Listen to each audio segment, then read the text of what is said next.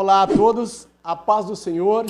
Estamos de volta para estudar mais uma lição bíblica da nossa escola dominical.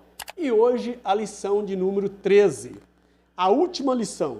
E eu quero agradecer a todos que chegaram até aqui comigo, ao longo dessas 13 lições desse trimestre. Essa lição, na verdade, é o fechamento. Você observa que nós falamos de vários assuntos de natureza apologética, procurando mostrar o que as Escrituras ensinam e como essas novas sutilezas têm estado em rota de colisão com o cristianismo. E isso que a lição está nos mostrando. E hoje nós vamos estudar sobre o tema Resistindo à sutileza de Satanás. E só há um único meio para nós resistirmos à sutileza de Satanás. Está em Tiago, capítulo 4, versículo 7. Sujeitai-vos, pois, a Deus, e resisti ao diabo, e ele fugirá de vós. Esse é o único meio. Tem que sujeitar a Deus para resistir à sutileza de Satanás. Verdade prática, a submissão a Deus é a forma mais poderosa de resistir ao diabo. Leitura bíblica em classe está em Tiago, capítulo 4, versículo 4 ao 10. Não vamos ler para ganharmos tempo. O objetivo da nossa lição, primeiro, apresentar o comprometimento com a vida centrada em Cristo. Segundo, conscientizar a respeito do comprometimento com as Escrituras. Terceiro, mostrar o comprometimento com uma vida cheia do Espírito Santo. E quarto, incentivar o comprometimento com uma igreja local. E como é de costume, o nosso comentarista divide a lição em 4 tópicos principais. Tá? Às vezes em 3, mas com exceção, aumenta um tópico. Né? Hoje nós temos 4 tópicos para nós estudarmos ao discorrer essa lição. E eu quero começar aqui na introdução. Observamos em lições anteriores como a igreja genuinamente evangélica está sob ataque do inimigo, por meio de várias sutilezas. O diabo tem procurado de todas as formas desviar a igreja do seu propósito e missão para o qual foi formada. Infelizmente, que se observa em muitos círculos ditos cristãos, é um evangelho diluído que há pouca ou quase nada essência cristã. Em vez disso, há muita mistura. Nesta lição, veremos como a igreja pode resistir às sutilezas de Satanás. Para isso, veremos que a igreja só será vitoriosa na guerra contra o adversário se centralizar a vida de seus membros no Cristo ressuscitado. Da mesma forma, é imprescindível que tenha as Escrituras como fundamento da fé e prática, e buscar uma vida cheia do Espírito Santo. Por último, é mostrado que nenhum cristão sairá vitorioso nessa guerra se não possuir forte compromisso com a igreja local. A Deus glórias. Então aqui já nós pegamos firme com os desigrejados. Só pode ter vitória se tiver compromisso com a igreja local. O nosso primeiro tópico, o comprometimento com uma vida centrada em Cristo. O nosso segundo tópico, o comprometimento com as Escrituras. Terceiro, comprometimento com uma vida cheia do Espírito Santo. E o último, o quarto tópico, comprometendo com a igreja local. Então são esses 4 tópicos que nós vamos começar a estudar agora, discorrer. E eu quero iniciar em nosso primeiro tópico e também em seu primeiro subponto, o primeiro subponto do primeiro tópico. O nosso primeiro tópico, comprometimento com uma vida centrada em Cristo. Cristo como centro da nossa vida. Primeiro subponto do primeiro tópico, Cristo o Salvador. A palavra de Deus é bem clara, meus queridos. Não existe outro Salvador além de Cristo. 1 Coríntios capítulo 2, verso 2, porque nada me propus saber entre vós, senão a Jesus Cristo, e este crucificado. Paulo tinha como centro das suas pregações Cristo crucificado. Atos 4 e 12. E em nenhum outro há salvação, porque debaixo do céu nenhum outro nome há dado entre os homens em que devamos ser salvos. Então, Pedro deixa bem claro, né, que não há outro nome, que nós devemos ser salvos, a não ser pelo nome de Cristo. Atos 8 e 5. E descendo Filipe à cidade de Samaria, pregava-lhes a Cristo. Ele não pregava outro, né? Pregava a Cristo. E houve grande alegria naquela cidade. Tá? Curas, milagres, né? Porque estava centrado a palavra em Cristo. Porém, quando um cristão ou igreja esfria ou se afasta da fé, com certeza Cristo é colocado de lado e tirado do centro, sem dúvida. Tá? E outras formas de culto, né? Filosofias, ideologias, passam a ser o centro da adoração.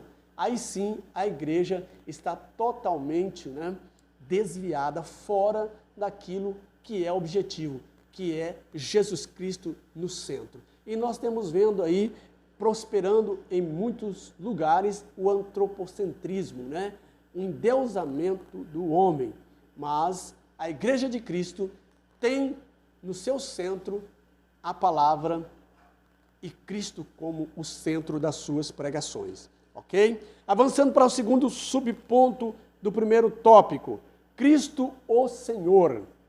Cristo não é somente o nosso Salvador, Ele é também o nosso único Senhor. Tá? Por que isso? Atos 2:36. Saiba, pois, com certeza, toda a casa de Israel, que esse mesmo Jesus, a quem vos crucificaste, Deus o fez Senhor e Cristo. Colossenses 2:6. Portanto, assim como recebeste a Cristo Jesus, o Senhor, assim também nele andai. Quando aceitamos a Cristo como Salvador, mas não obedecemos a sua palavra, nós estamos negando o seu senhorio em nossa vida cristã. Tá? E isso tem levado muitos a fracassar na fé. Tá? Satanás tem sutilmente levado muitos cristãos a acreditar que pode ser salvo vivendo de qualquer maneira. Então é aquela velho ditado, né? Aquele velho jargão. Vem como está e fica como quer. Não, não é dessa forma. Vem como está, mas seja transformado pelo poder da palavra de Deus. Você agora vai ser uma nova criatura. Né? Aí vem 2 Coríntios, capítulo 5, 17. Assim que alguém está em Cristo, nova criatura é, as coisas velhas já passaram e eis que tudo se fez novo. É um novo falar, um novo pensar, uma nova atitude, né? uma nova maneira de viver na presença de Cristo. Isso é transformação. Avançando para o segundo tópico da nossa lição, comprometimento com as Escrituras. No seu primeiro subponto, Bíblia, a revelação de Deus. A Bíblia é a revelação de Deus. Muitos pseudos mestres têm colocado a inspiração plenária da Bíblia em xeque, questionando a sua autoridade, a sua autenticidade e autoridade e a sua atualização. Tá? Dizendo que a Bíblia está ultrapassada em relação à cultura contemporânea, colocando a Bíblia como um livro meramente humano. Contudo, a Bíblia é a palavra de Deus.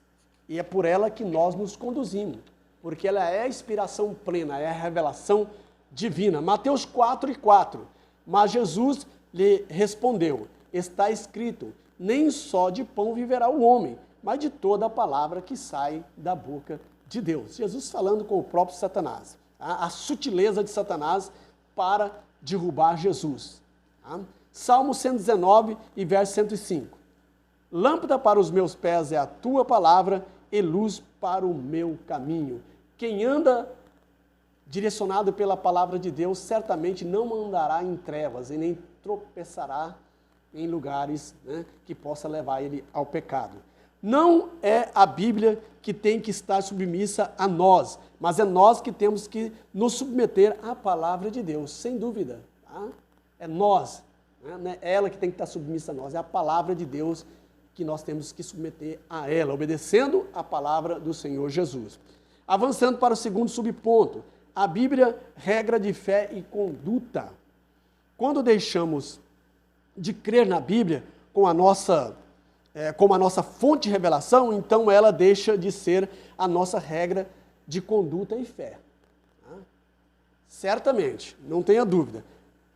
Hebreus 4:2. Porque também a nós foram pregadas as boas novas, assim como a eles, mas a palavra da pregação nada lhes aproveitou, porquanto não chegou a ser unida com a fé naqueles que a ouviram. Tá? Aí nós temos em Mateus capítulo 7, versículo 24, né? Aqueles que ouvem as minhas palavras e a praticam, compará-lo-ei ao homem prudente, que construiu a sua casa na rocha. Correu os rios, vieram os ventos, né? Desceu a chuva e não conseguiu derrubar aquela casa porque ela estava firmada na rocha, que é a palavra de Cristo, a palavra de Deus. Porém, Jesus disse que aqueles que ouvem a palavra, mas não a praticam, é como um homem imprudente que construiu a sua casa na areia. Desceu a chuva, correu os rios, sopraram o vento e foi grande a queda daquela casa porque não tinha alicerce, que é a palavra de Deus. Se não fosse os ensinos bíblicos, como saberíamos, por exemplo, dos malefícios da idolatria, do adultério e da ideologia de gênero, etc. e etc. São pecados que destroem a família constituída por Deus. Então é através da palavra de Deus que nós conhecemos o que é pecado, o que devemos fazer para não desagradar o nosso Deus e o que nós não devemos fazer também. Tá? Somente pela inspiração plenária da Bíblia temos orientação para não pecar contra Deus. Aleluia. Avançando para o terceiro tópico da nossa lição. Comprometimento com uma vida cheia do Espírito Santo. Primeiro subponto do terceiro tópico. O Espírito Santo no plano da redenção. O Espírito Santo no plano da redenção. Quem conduz o homem com a segurança a Cristo, com certeza é o Espírito Santo. João 16, do 8, versículo 8 ao 11. E quando ele vier, convencerá o mundo do pecado, da justiça e do juízo. Do pecado, porque não crê em mim. Da justiça, porque vou para o meu Pai e não me vereis mais. E do juízo, porquanto o príncipe deste mundo já está julgado. Sem o Espírito Santo é impossível vencer as investidas e a sutileza de Satanás. Isso é óbvio e verídico, tá? Sem o Espírito Santo não temos condições, né, de vencer as mazelas, a cilada de Satanás. Avançando para o segundo tópico do terceiro tópico, subponto do terceiro tópico. A vida cheia do Espírito Santo. É o Espírito Santo que transforma o homem e o santifica para Deus. Segundo Tessalonicenses 2:13. Mas nós devemos sempre dar graças a Deus por vós, irmãos, amados do Senhor, porque Deus vos escolheu desde o princípio para a santificação do Espírito e a fé na verdade. 1 Pedro 1:2. Eleitos segundo a presciência de Deus, Pai, na santificação do Espírito, para obediência à aspersão do sangue de Jesus Cristo. Graça e paz vos sejam multiplicadas. 1 João 1:7. Mas se andarmos na luz, como ele na luz está, temos comunhão uns com os outros, e o sangue de Jesus Cristo nos purifica de todo o pecado. Essa a operação do Espírito Santo na vida do cristão. Tá? Essa é a operação do Espírito Santo na vida do cristão. O capacita para ser um testemunho fiel de Cristo no mundo, bem como o viver vitorioso no Espírito Santo.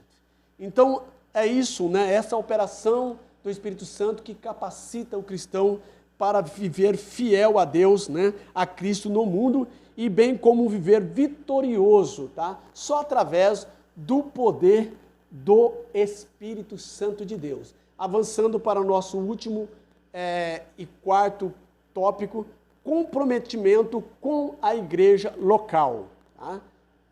Nós temos que ser comprometidos com a igreja local. Primeiro subponto, a igreja como corpo de Cristo. Nós cristãos somos identificados pela palavra como corpo e membro de Cristo em particular.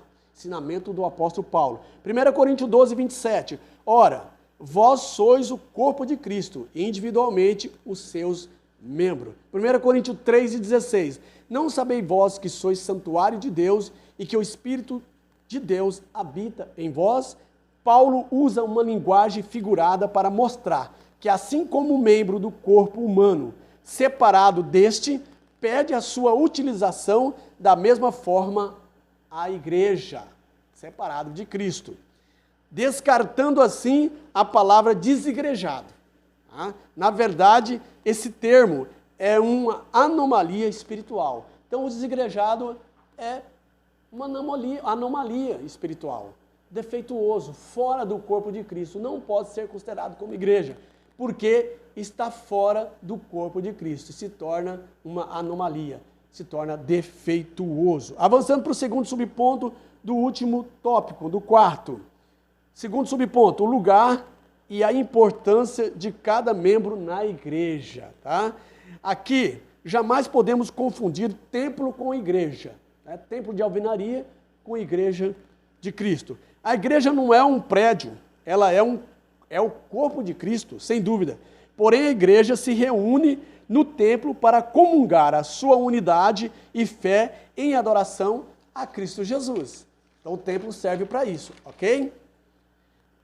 Um desigrejado, portanto, é alguém que, por alguma razão, não conseguiu exercer sua função de membro no corpo de Cristo. Infelizmente, é isso. E separado do corpo de Cristo, ele vem a morrer, né? A putrificar, porque não tem como viver separado do corpo de Cristo, não tem, assim como membro não tem como viver separado do corpo, assim também, né, na igreja de Cristo acontece o mesmo. E nós avançando agora para a nossa conclusão da nossa última lição, para fechar, para finalizar com chave de ouro, tá? Chegamos ao final dessa lição e do trimestre. Nosso propósito foi mostrar ataque sutil de Satanás contra a igreja e destacar estratégia para o povo de Deus. Permanecer firme na resistência contra o adversário. Sabemos que os dias são difíceis, mas o Espírito Santo é o auxiliador da igreja, sem dúvida. Que Deus abençoe todos vocês. Um beijão no coração de cada um de vocês. Muito obrigado por estar comigo até agora. Se inscreva no canal, dá o seu like, dá o seu joinha, né? Compartilhe esse vídeo para o maior número de pessoas que você conhece. E até o próximo trimestre estaremos juntos novamente. Bye, bye, galera. Que Deus abençoe cada um de vocês.